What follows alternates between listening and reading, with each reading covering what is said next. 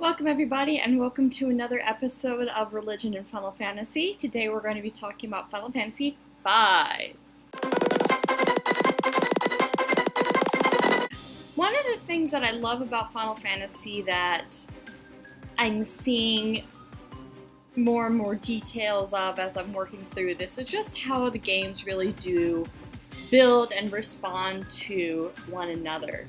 So, Final Fantasy V came out in 1992.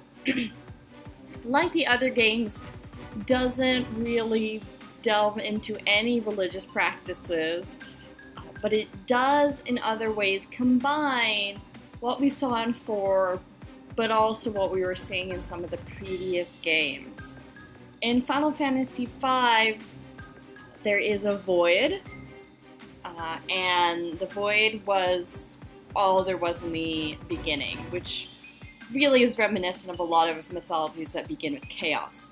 The void creates crystals, crystals create the world, crystals are enshrined by humanity, who also use the crystals to support their own kingdoms, using the wind to fly, using fire to power things, and so forth.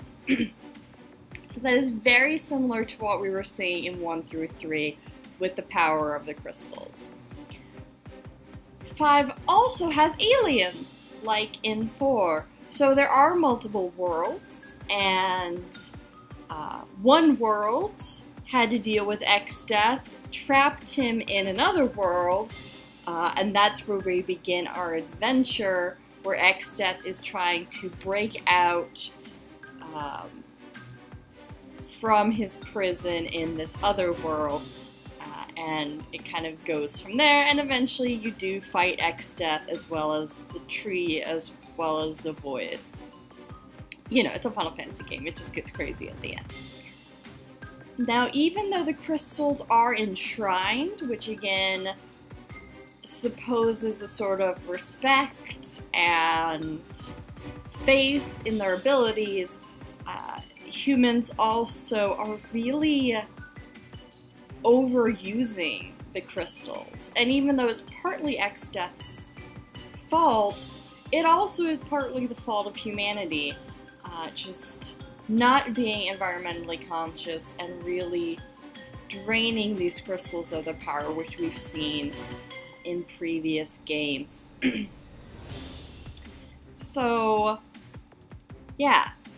Is there anything additional? Not really.